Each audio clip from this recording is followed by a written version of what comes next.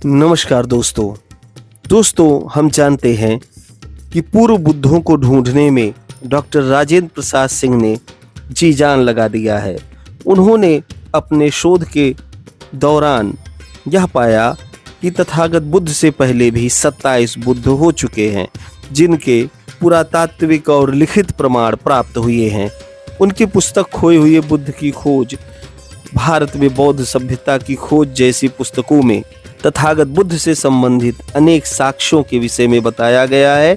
इसके अतिरिक्त पूर्व बुद्धों के विषय में काफी कुछ जानकारी दी गई है। भारत में जियोनी वेराडी द्वारा नेपाल की तराई में गोतिहवा नामक स्थान पर उत्खनन कार्य करवाया गया। गोतिहवा में उनको ककुशंद बुद्ध के साक्ष्य प्राप्त हुए, जो कि लगभग 815 से 780 बीसी के मध्य के थे।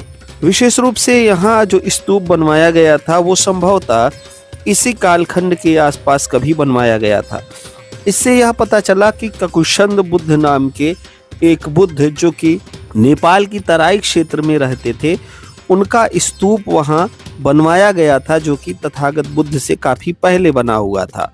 यहाँ पर मौर्य सम्राट अशोक का एक पिलर भी लगा हुआ है। इसी तरीके से नेपाल की तराई में निगाली सागर नामक स्थान से एक पिलर इंस्क्रिप्शन मिला हुआ है, जो कि मौर्य सम्राट अशोक का है, जिसमें लिखा हुआ है कि अभिषेक के 14वें वर्ष कोनागमन बुद्ध के स्तूप के पास गए थे। उसका आकार 2 गुना बड़ा करवा दिया था। कोनागमन बुद्ध जो हैं उनको कोनाकमस भी कहा जाता था पाली में।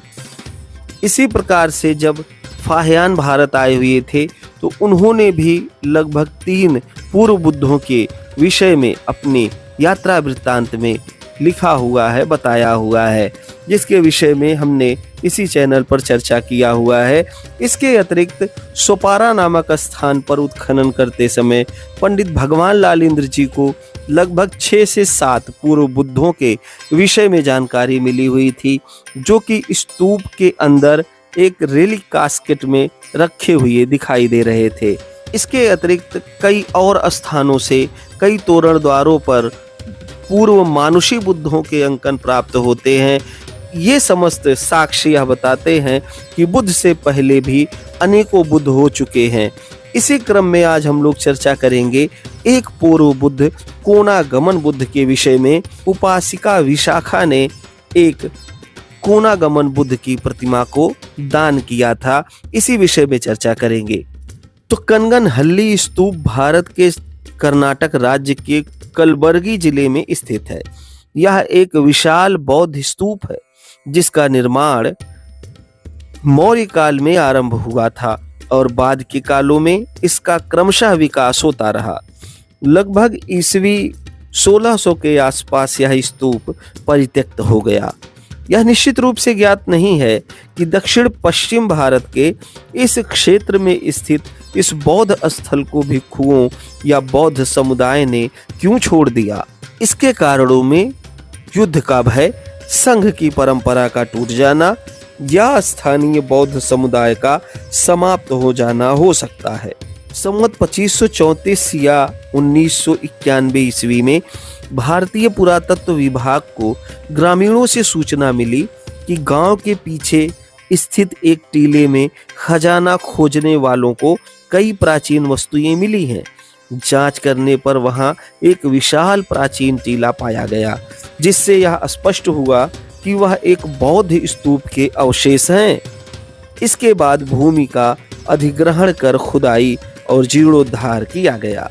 खुदाई में स्तूप की विशाल संरचना तथा अनेक पुरावशेष प्राप्त हुए। इन्हीं में से एक सफेद संगमरमर से निर्मित बुद्ध प्रतिमा भी थी। यह बुद्ध प्रतिमा खंडित अवस्था में मिली थी, केवल आधा भाग शेष दिखाई दे रहा था। प्रतिमा के आधार में 2 सिंह पीठ से पीठ सटाए हुए बने हुए थे। सिंहों के ऊपर धम्म लिपि में पाकित भाषा का अभिलेख उत्कीर्ण है, जिसका काल संवत 600 से 800 के बीच बताया जाता है।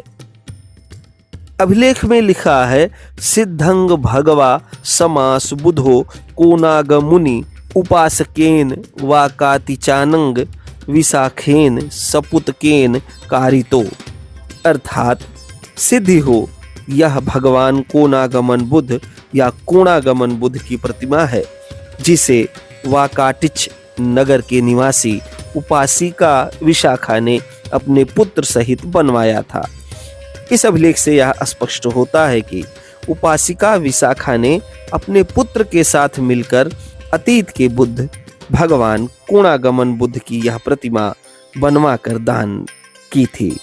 इस जानकारी के लिए राकेश गजभैये जी का बहुत बहुत धन्यवाद है और ऐसे ही हम और वीडियो लाते रहेंगे। यदि आपको वीडियो पसंद आया हो तो वीडियो को लाइक करें, शेयर करें, कमेंट में अपने विचार अवश्य दें।